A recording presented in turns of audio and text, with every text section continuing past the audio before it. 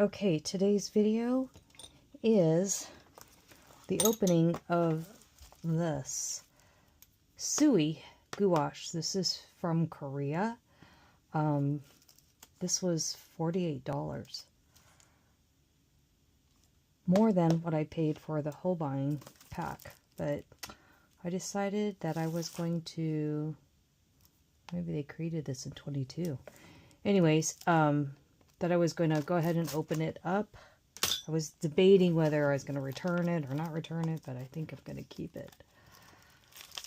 So here we go.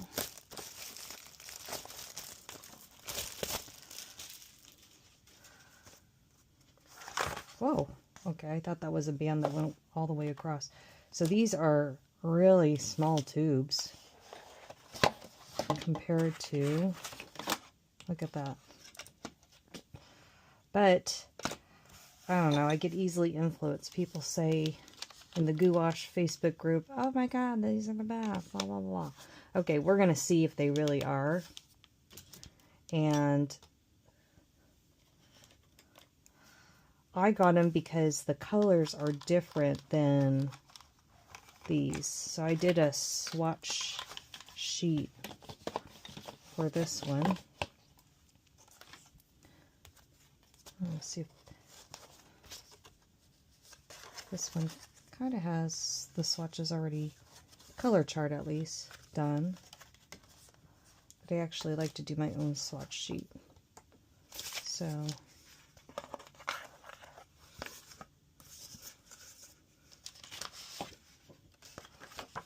I'll just cut this out and be back. So I'm doing something a little different now. I'm trying this out. Rather than doing this, putting a bunch of colors on for the painting that I'm going to be working on and then mixing off that palette, I am going to try to put colors based on the color family and then do mixing on a different little sheet so that I don't screw up my palette. And then even though I do go back to this and I'll use some of these colors, it's just, I think it'll be easier than having a lot of messed up palettes. I shouldn't say messed up, but mixed palettes. So what I'm noticing with this tube is they're bursting to come out of the tubes. So I'm just kind of letting them do that. I'm not even having to squeeze them, but these better be some good colors here. That's a pretty green. Now, a lot of these things you can mix, so this is just like a shortcut. And they're more of the muted colors, and I think that's why people like them. Colors this. This looks like a black. Yeah. This is the first one that's not trying to come out on its own.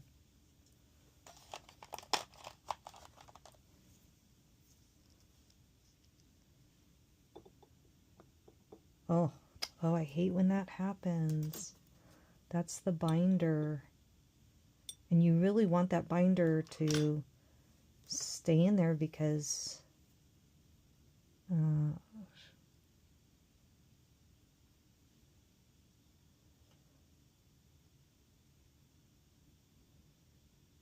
that sucks.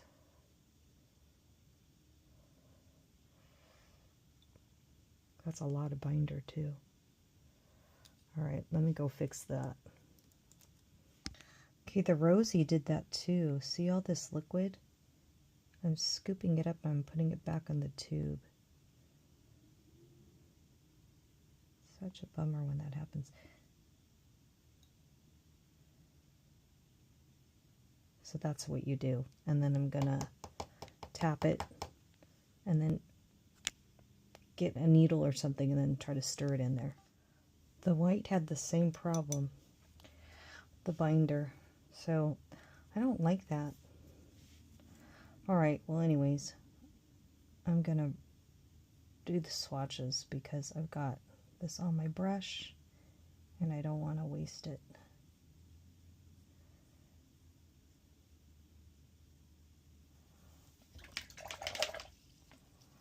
So that's the rosy. This is the red.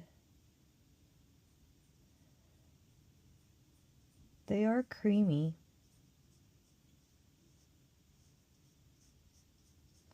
I will give them that.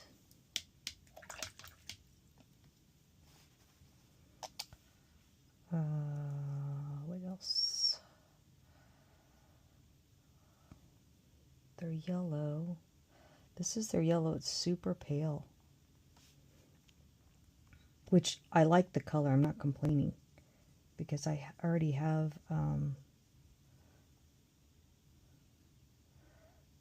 so it's more like a beige, which I would call this like titanium buff is what it looks like to me. Okay, and then here's their orange. That's a pretty orange. See, I really don't have an orange in this set. I like that orange, and when I mixed, wasn't as bright, so that's good. This color's good, and I really got this for portrait. And then the greens. This green's very muted. It's pretty, like a sage color. Again, you can mix that one because I was debating before I opened it whether I could mix the colors using what I had.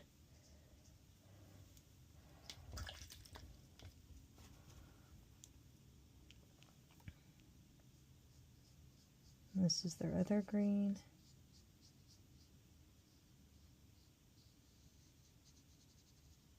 The opacity is really good.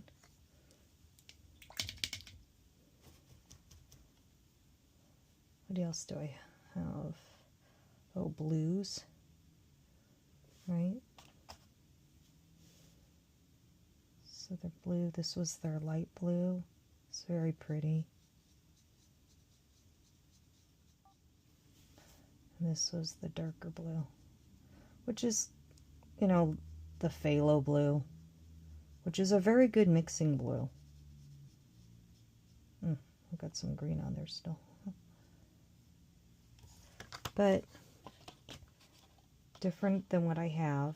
However, in my other kit, I do have a blue similar to that. It's okay. Okay, the blues, purple.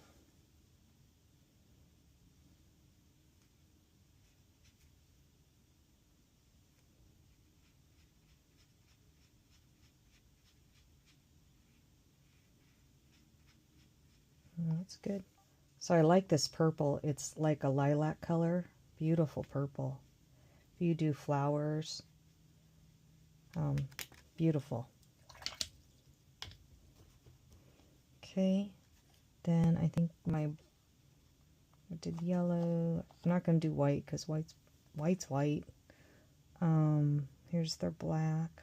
I'll do the brown. What was the brown? Is there a brown? No, there's no. Yes, there is. Oh, my stick, remember? I'm a frugal girl, so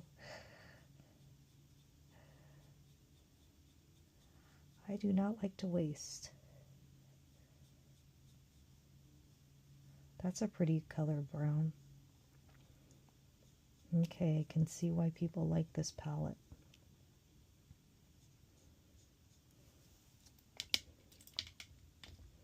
And then black.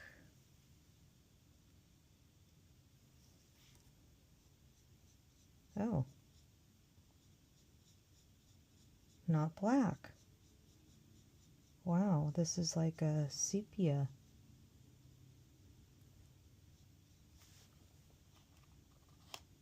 Chocolate. Well, that's surprising. Okay, that's good. So, if I compare it to my other one, there you go.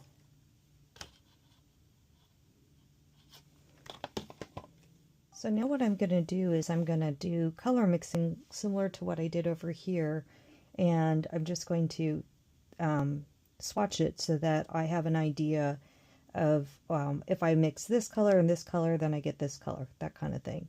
And I already am liking this flesh tone. It's really good.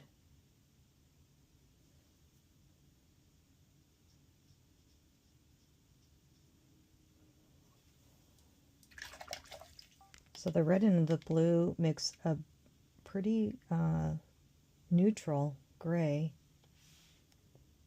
And then sometimes I like to do a range just so that I could see how it can vary from those three. Which, if you're doing portraits, this would be a nice neutral. I like it. It's a pretty good blue-gray too.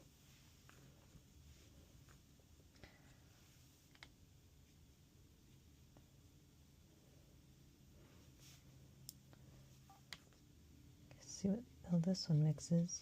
Oh, more like a chocolatey brown. Yeah, look at that. Very close to that.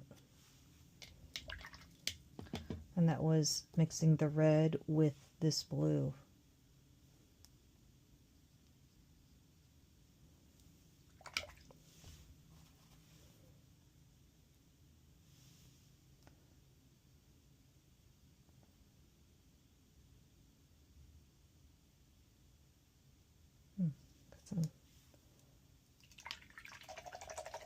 Kind of in between these two colors.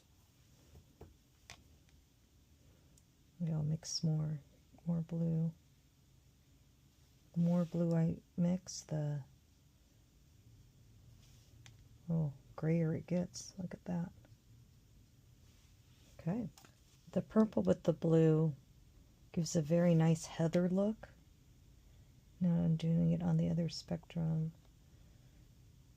Probably too much blue there.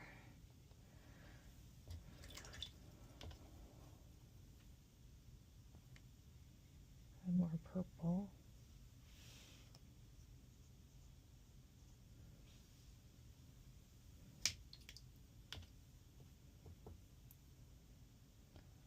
Yeah, I like to see the range.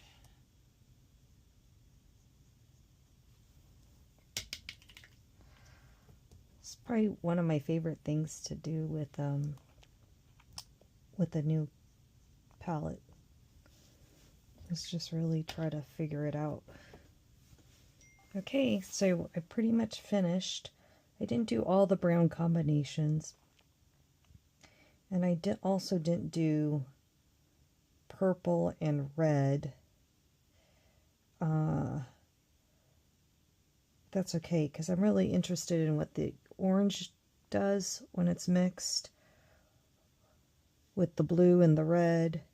And interestingly, when the red and the blue mixed, rather than getting purples, you got the gray tones here, and like brick color. Interesting green.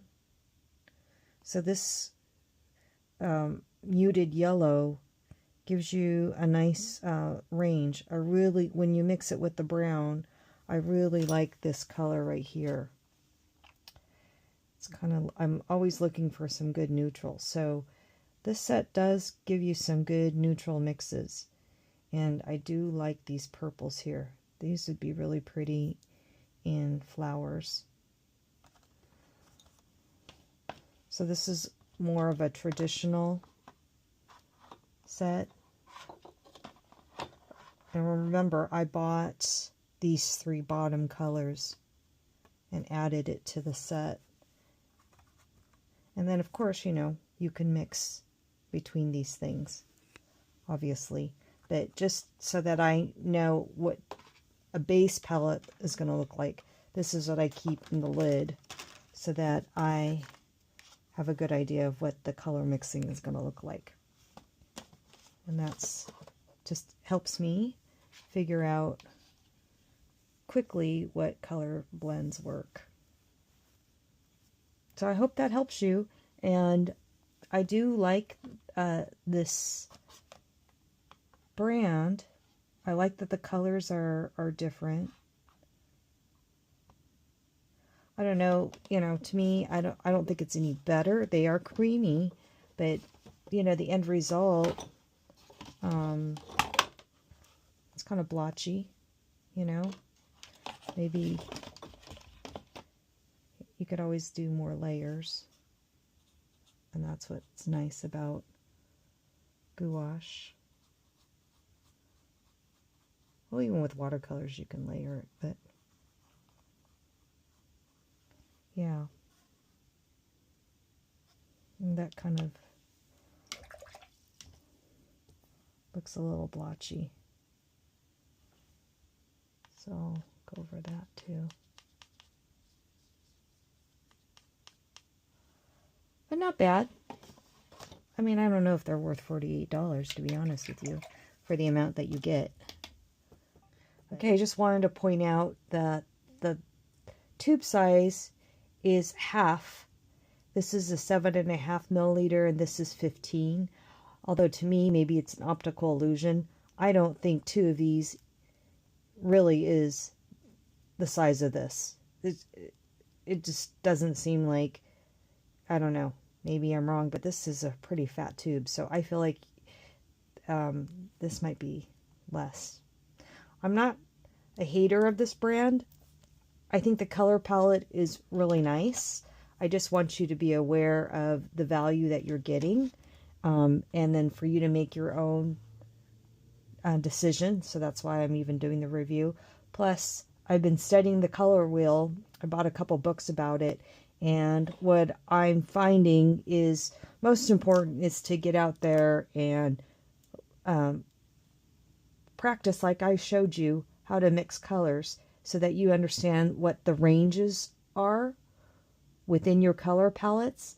And it does help to me doing it this way versus trying to memorize what the color mixings do. It's just easier to do it with your own eyes. Like I had pointed out earlier, who would have thought that these 2 colors, when mixed, give you these colors?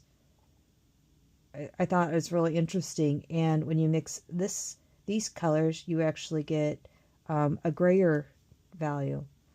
So very interesting to me, and it's more practice so that you can understand what your paints can do for you. And if you don't have a budget, you know, or you can afford it, then go ahead and get this, or just buy the individual tubes so that you could see what additional colors. This is a good portrait palette, like I had pointed out earlier, because you can get the skin tones, and I do like that. But I got that by mixing this and this, so you could buy separate tubes too. Your choice.